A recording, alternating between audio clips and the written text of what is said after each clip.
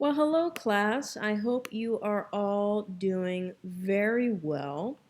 Wanted to create a quick video for you this morning to kind of give you some updates and reminders with regards to the class and just give a further articulation of a few things as we are going forward.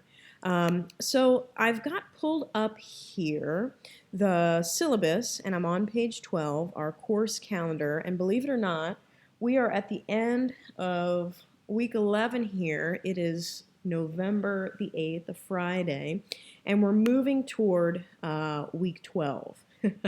So first, let me back up a little bit, and I wanna give a shout out to Stephanie for kind of nudging me to stagger the due dates for the discussion forums. I think you've all done a phenomenal job on this forum and just the richness that's been generated through, I think, through giving you a little bit of extra time to marinate on some of these ideas and read each other's work and kind of go from there has been great. So thank you all for that, and we'll continue with the Monday, Wednesday staggered due dates for the initial and response posts as we move into DF7 and 8. So again, thank you, an awesome job with that. I'll get that grading completed in the next few days here. So moving on to looking at what's coming up with week 12. On this coming Monday, the 11th, you've got your CBARP Part 2B and the readings due. Now, recall that you've already done one version of this Part 2, and the second version is to kind of continue to get you completing some writing as it relates to the things that you're doing and finding as in accordance to your community-based action research project. And again, this is sort of your researcher journal entry, a minimum of 500 words, and you can use that space in any way that you please. But as we forecast ahead to week 13, you've kind of got your big paper that is a summative report almost of your CBARP with various components required to be included there. And that's coming up due on week 13, Monday the 18th.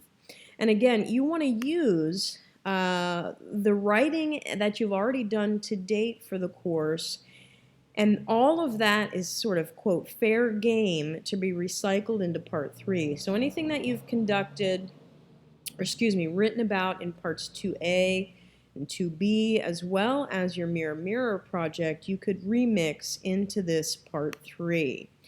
Part 3 also, the details for that are within the syllabus. We'll get to that in just one moment.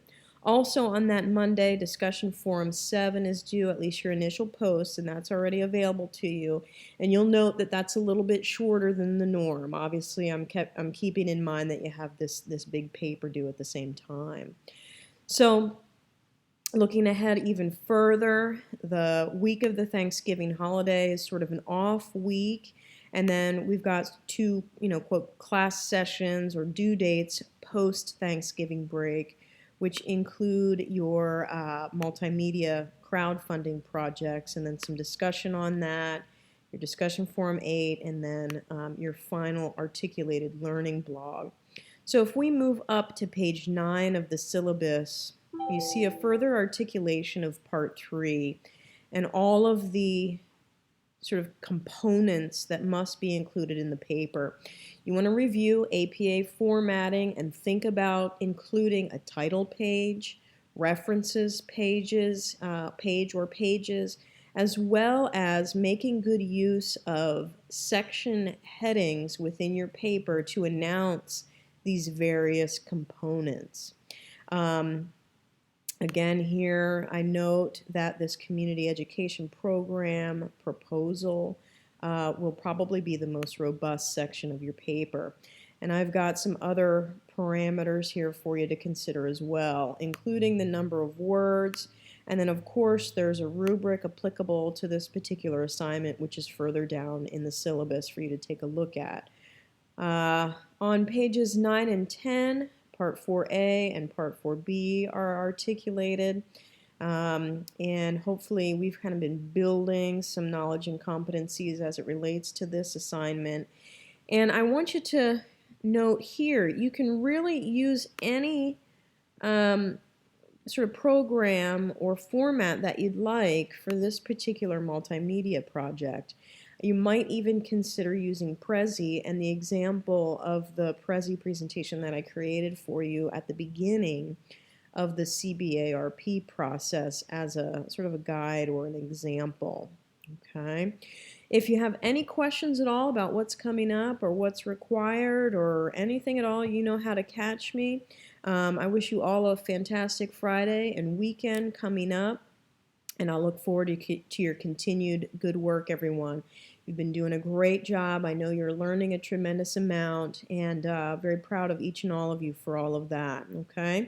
Be in touch, and I'll talk to you soon. Thank you.